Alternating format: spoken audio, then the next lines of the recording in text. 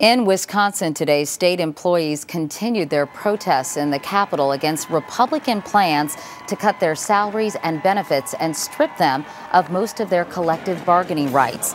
Fair or not, with so many states facing money troubles, unions have become targets. Tonight, Seth Doane puts the future of unions in focus. Slurs once saved for bankers or billionaires are now aimed at union workers, particularly teachers. In bad times, our jobs look pretty good. So I think that's what we're really experiencing. The public is suffering. Teacher Marianne Woods Murphy sure knows. Oh, right, you do. More than half of her family members are educators, some in unions, some not. In the recession's wake, unionized teachers like Marianne are now in the midst of a raging debate. Republican governors in 10 states, from Nevada to New Jersey, are taking aim at wages and retirement benefits to help balance their budgets. As you all watch the news in Wisconsin, in Ohio, these protests, these demonstrations, what goes through your mind? Are you worried? I'm very worried. I'm appalled, actually. Appalled at what? At the way teachers are being addressed and ignored and demeaned and vilified. Quite a change for a woman who's used to being honored. You're really a decorated teacher here, all these awards. A 32-year veteran and New Jersey Teacher of the Year, Marianne knows with education a top budget expense, teachers, like some in her own family, are open targets. Folks are saying, shouldn't there be some sort of shared sacrifice here? You're talking about benefits, you're talking about wage increases. Well, we don't have jobs. It seems out of touch. You know, I do think that we need to share the sacrifice, and it is happening, but not in such a top-down way. At the top is her governor, Christie, who said this week teachers should pay 30% of their own health care costs. That's up from the minimum 1.5% they pay now, and brings them in line to what private sector workers pay nationwide.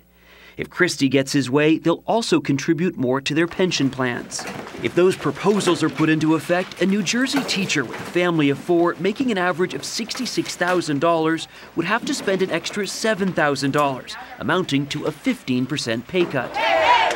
But the big question already on the table in Wisconsin and Ohio is whether unions will lose their ability to negotiate for benefits as a group, something called collective bargaining. And we won't quit! Richard Trumka, the president of the AFL-CIO, says this is more about busting unions than balancing budgets. This is not about a budget crisis. This is about taking away people's rights to come together to bargain for a middle-class way of life. This is about defending the middle class. Union membership peaked in the 1950s, when 1 in 4 Americans joined a union. Now it's just over 1 in 10. Unions are credited with establishing a 40-hour work week, overtime pay, and safety laws to improve working conditions. But they've also come under fire for being out of step with the modern workforce. The issue is, for critics of public sector unions, is that these produce or end up producing not only fiscal burdens on the states, but also all kinds of rigid inefficiencies through the way that they negotiate work rules and the conditions of employment.